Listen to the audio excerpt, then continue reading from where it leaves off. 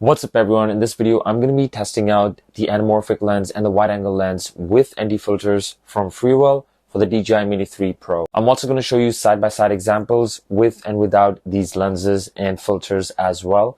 And if you're interested in these, make sure to check out the links in the description below. This video is not sponsored by Freewell, but they did send me these lenses and filters to test out. Something to keep in mind is that when you're using the wide angle lens with an ND filter, it weighs 3.1 grams and the weight of the anamorphic lens with an ND filter is 3 grams. The wide angle lens is 18 millimeters equivalent. So if you're ever in a tight situation where you've got a lot of obstacles and you want to take some photos or videos at one spot and you can't get enough in it, the wide angle lens will come in handy for you to get in more into that frame. Personally, I don't really use the wide angle lens as much, but if you're the sort of person who likes the wider look, the wide angle lens is definitely for you. And the best part is you can always fit an ND filter on it in order to get the right shutter speeds when you're filming video.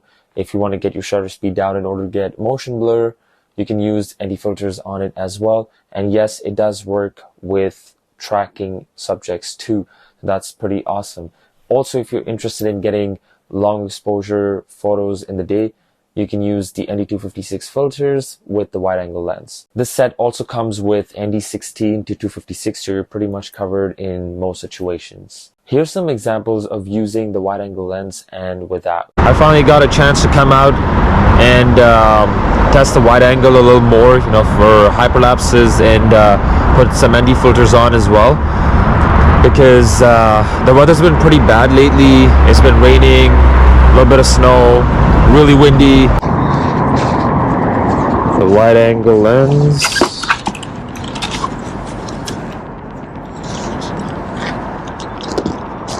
And then I think I'm gonna use probably ND32 for the hyperlapse because it is pretty dark right now, so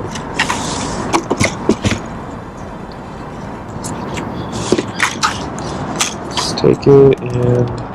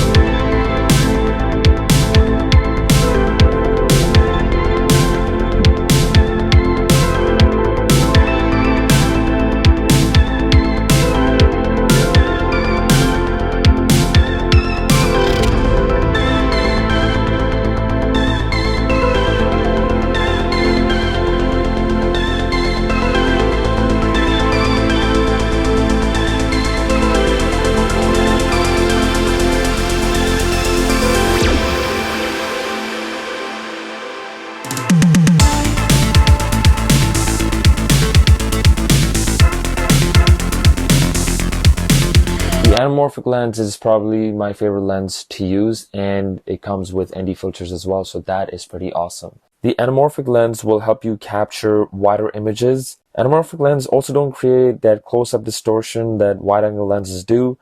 The center of the frame stays true while the edges of the frame have a dreamy soft finish. The anamorphic lens exaggerates the frame, which results in a more cinematic experience. The standard squeeze factor for anamorphic lenses are 1.33, but these ones from Freewell are 1.19. This is because the footage will look very blurry and not usable.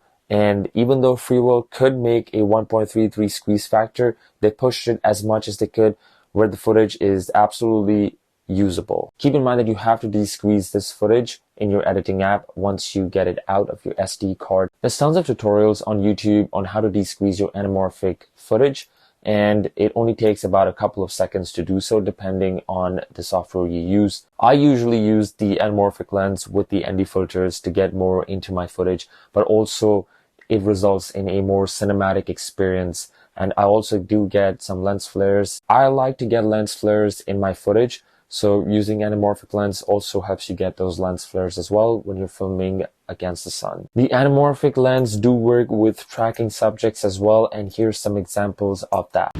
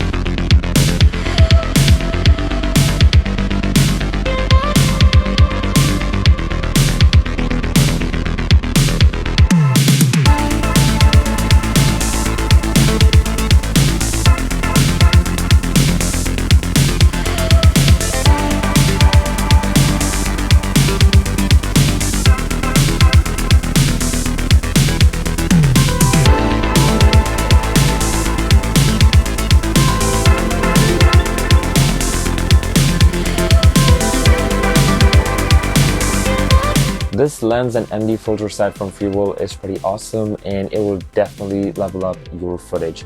And if you're someone who likes to take a lot of photos with your drone and sometimes there's a lot of obstacles and you want to fit more into your frame, using the wide angle lens will definitely help you out there. And also if you like the wider look when shooting hyperlapses or videos or photos, the wide angle lens is definitely something you want. Do keep in mind though, the wide angle lens does distort your footage, but it can definitely be fixed in post, whether it's photos or videos. Using the anamorphic lens will definitely level up your footage and make it look even more cinematic, especially now that you can use the ND filters on it in order to get the shutter speed of 1/50 if you're filming in 24 frames per second, or 1/60 if you're filming in 30 frames per second. I'll definitely be using the wide angle lens when it comes to hyperlapses, and I like the fact that they included ND filters all the way up to 256. So if I'm filming in bright conditions, I can get my shutter speed down pretty low to 1/5 or 1/4 in order to get motion blur in my hyperlapses and make it look even better. However, I will be using the anamorphic lens most of the time with the ND filters when I'm filming videos with the DJI Mini 3 Pro. A big thank you for Vero for sending over these filters for me to test out and make a review for you guys. And thank you for watching this video. If you're interested, make sure to check out the links in the description below, and I'll see you in the next one.